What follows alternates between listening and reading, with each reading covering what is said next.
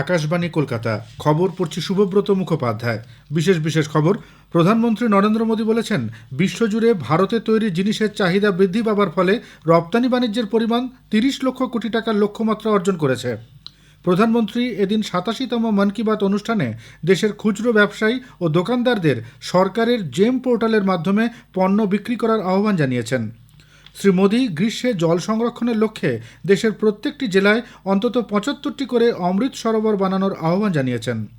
Covid অতিমারিজনিত বিধিনিষেধের পর দেশে ফের নিয়মিত আন্তর্জাতিক উড়ান চালু হয়েছে। মুখ্যমন্ত্রী মমতা ব্যানার্জি আজ বিভিন্ন সরকারি ও রাজনৈতিক অনুষ্ঠানে অংশ নিতে ৫ দিনের উত্তরবঙ্গ সফরে যাচ্ছেন। খবর শুরু করার আগে শ্রোতাদের কাছে আমাদের আবেদন, কোভিড-১৯ সংক্রমণ এড়াতে 4টি সহজ পদক্ষেপ মেনে চলুন। পুরো ডোজ টিকা নিন, মাস্ক পরুন, নিরাপদ দূরত্ব বজায় রাখতে 2 গজ দূরে থাকুন, হাত আর মুখ পরিষ্কার পরিচ্ছন্ন রাখুন। আসছে বিস্তারিত খবরে। প্রধানমন্ত্রী নরেন্দ্র মোদী বলেছেন, ভারত গত সপ্তাহে $400 বিলিয়ন অর্থাৎ ৩০ লক্ষ কোটি টাকার রপ্তানির লক্ষ্যমাত্রা অর্জন করেছে। একসময় এদেশে মাত্র ১৫০-২০০ বিলিয়ন ডলার রপ্তানি হতো। রপ্তানির পরিমাণ এতটা বেড়ে যাওয়ার মূল কারণ গোটা বিশ্বজুড়ে ভারতে তৈরি জিনিসের চাহিদা বৃদ্ধি। ৮৭তম মন কি বাত অনুষ্ঠানে মোদী আজ আরও একবার লোকাল বা স্থানীয় পণ্যকে গোটা বিশ্বের দরবারে পৌঁছে দেওয়ার আহ্বান জানিয়েছেন। তিনি বলেন, ভারতের সামর্থ্যের ভিত্তি কৃষক, কারিগর, তন্তুবায়, ইঞ্জিনিয়ার, খুচরো ব্যবসায়ী সহ অতি ক্ষুদ্র, ক্ষুদ্র ও মাঝারি শিল্পোদ্যোগ এবং বিভিন্ন পেশার সঙ্গে জড়িয়ে বহু মানুষ। এদেরই যৌথ উদ্যোগে $400 বিলিয়ন লক্ষ্যমাত্রা অর্জন করা সম্ভব হয়েছে।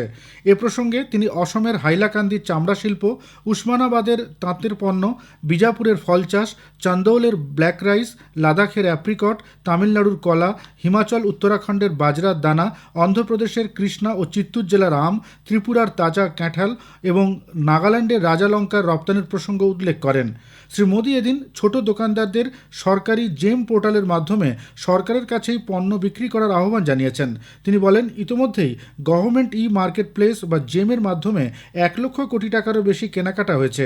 দেশের প্রতিটি প্রান্ত থেকে ১,২৫,০০০ খুচরো উদ্যোক্তা ও দোকানদার তাদের পণ্য সরাসরি সরকারের কাছে বিক্রি করেছেন। আগামী 7ই এপ্রিল বিশ্ব স্বাস্থ্য দিবস।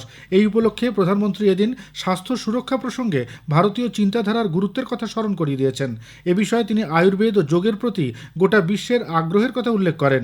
তিনি জানান, কাতারে যোগ অনুশীলনের কর্মশালায় 114টি দেশের নাগরিক অংশগ্রহণ করে নতুন বিশ্ব রেকর্ড তৈরি করেছে। আয়ুষ শিল্পের বিপণনও ক্রমশ বেড়ে চলেছে। 6 বছর আগে আয়ুর্বেদের সঙ্গে যুক্ত ওষুধের বাজার 22,000 কোটি টাকার কাছাকাছি ছিল। এখন তা 1,40,000 কোটি টাকার কাছাকাছি পৌঁছেছে। আয়ুষ স্টার্টআপ প্রসঙ্গে শ্রী মোদী এদিন কোপিভা, নিরোগ স্ট্রিট, আত্রেয় ইনোভেশন, এক্সোরিয়াল, কিওরভেদা প্রভৃতি স্টার্টআপ উদ্যোগের কর্মকাণ্ডের কথা বিস্তারিতভাবে উল্লেখ করেন। তিনি স্টার্টআপ উদ্যোগীদের অনুরোধ করেন, তারা যেন রাষ্ট্রসংঘের মান্যতাপ্রাপ্ত সবকটি ভাষায় তাদের পণ্যের ব্যাপারে রচনা তৈরি করে পোর্টালে আপলোড করেন। স্বাস্থ্যের সঙ্গে সঙ্গে স্বচ্ছতার প্রসঙ্গ যে অঙ্গাঙ্গিভাবে জড়িয়ে আছে সে কথা উল্লেখ করে প্রধানমন্ত্রী আরও একবার স্বচ্ছতা অভিযানকে সফল করার কথা বলেছেন। এই বিষয়ে তিনি কয়েকজনের বিশেষ উদ্যোগের কথা গুরুত্বের সঙ্গে উল্লেখ করেন। स्वास्थ्य का सीधा संबंध स्वच्छता से भी जुड़ा है। ऐसे ही एक स्वच्छाग्रही हैं चंद्रकिशोर पाटिल जी। चंद्रकिशोर जी का स्वच्छता को लेकर संकल्प बहुत गहरा है। वो गोदावरी नदी के पास खड़े रहते हैं और लोगों को लगातार नदी में कूड़ा कचरा न फेंकने के लिए प्रेरित करते हैं। चंद्रकिशोर जी का ये प्रयास जागरूकता भी बढ़ाता है और प्रेरणा भी देता है। ये हम सबको बहुत कुछ सिखाते हैं। नागरिक के तौर पर हम अपने कर्तव्यों को निभाएं, चाहे स्वच्छता हो, पोषण हो या फिर टीकाकरण। इन सारे प्रयासों से भी स्वस्थ रहने में मदद मिलती है। গ্রীষ্মকালে পানীয় জলের সংকটের কথাও এদিন মন কি বাত অনুষ্ঠানে উঠে এসেছে। শ্রী মোদী শ্রোতাদের আরও একবার জল সংরক্ষণের গুরুত্বের কথা মনে করিয়ে দিয়েছেন।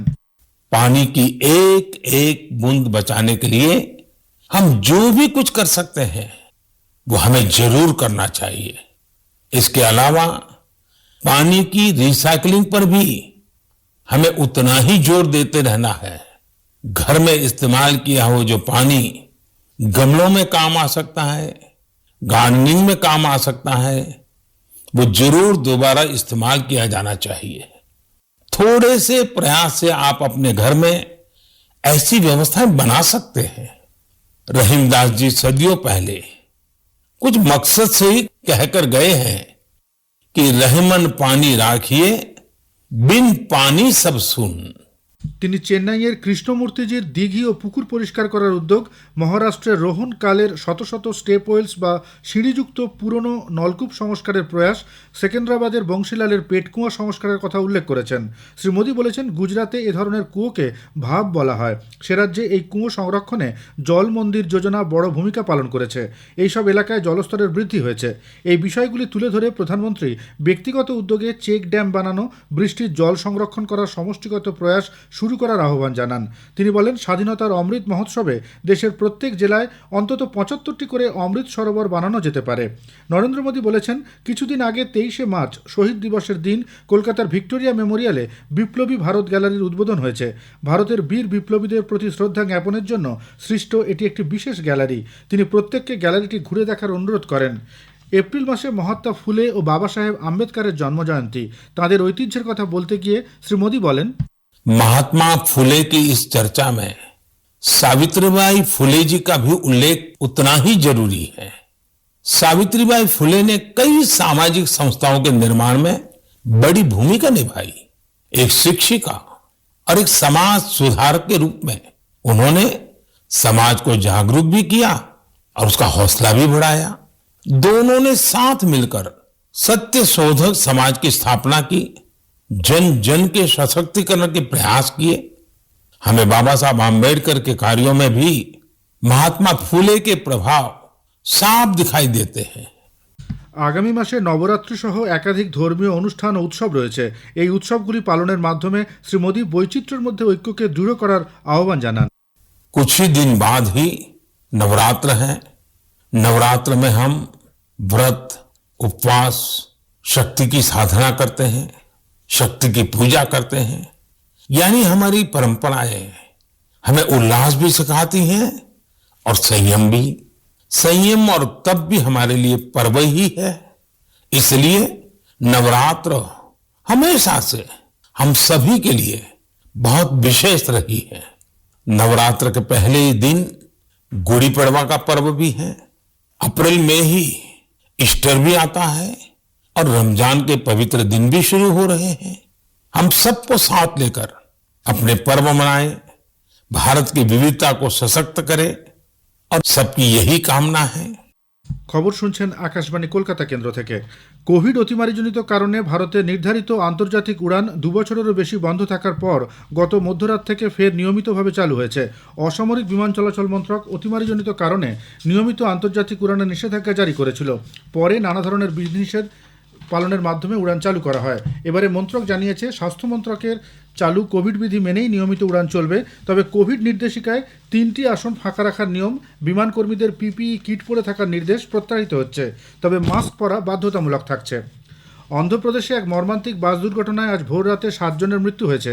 আহতের সংখ্যা ৪৫। একটি বাস চিত্তুর জেলার ভকরাপেট ঘাট রোডে সম্পূর্ণ উল্টে গিয়ে নিচু জায়গায় পড়লে এই দুর্ঘটনাটি ঘটে। জানা গিয়েছে, ওই বাসের যাত্রীরা অনন্তপুর জেলার ধর্মাভারম থেকে নাগরিতে একটি বিবাহ উৎসবে যোগ দিতে যাচ্ছিলেন। বেশ কিছু সরকারি এবং রাজনৈতিক কর্মসূচি নিয়ে আজ ৫ দিনের উত্তরবঙ্গ সফরে যাচ্ছেন মুখ্যমন্ত্রী মমতা ব্যানার্জি। দুপুরে বাগডোগরা বিমানবন্দরে নেমে শিলিগুড়ির গোসাইপুরের উত্তরা গ্রাউন্ডে তিনি একটি সরকারি অনুষ্ঠানে অংশ নেবেন। সেখানে লক্ষ্মীর ভাণ্ডারের মতো প্রকল্পের টাকাও তিনি উপভোক্তাদের হাতে তুলে দেবেন বলে প্রশাসনিক সূত্রের খবর। আজই তিনি দার্জিলিং রওনা হবেন। বর্ধমানের সর্বমঙ্গলা পাড়ায় আজ বোমা ফেটে অসীম বিশ্বাস নামে এক ব্যক্তি গুরুতর জখম হয়েছেন। নিজের বাড়ির গোয়ালঘর পরিষ্কার করার সময় আচমকাই বোমাটি ফেটে যায়। পুলিশ তদন্ত শুরু করেছে। অসীমবাবুকে বর্ধমান মেডিকেল কলেজে ভর্তি করা হয়েছে। ক্রাইস্টচার্চে আজ মহিলাদের বিশ্বকাপ ক্রিকেটের গুরুত্বপূর্ণ ম্যাচে ভারত দক্ষিণ আফ্রিকার সামনে জয়ের জন্য ২৭৫ রানের লক্ষ্যমাত্রা রেখেছে।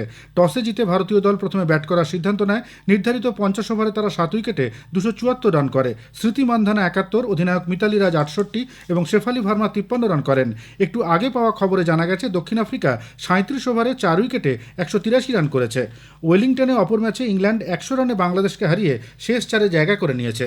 শেষ করার আগে খবরের বিশেষ কিছু অংশ আরও একবার। প্রধানমন্ত্রী নরেন্দ্র মোদী বলেছেন, বিশ্বজুড়ে ভারতে তৈরি জিনিসের চাহিদা বৃদ্ধি পাবার ফলে রপ্তানি বাণিজ্যের পরিমাণ ৩০ লক্ষ কোটি টাকার লক্ষ্যমাত্রা অর্জন করেছে।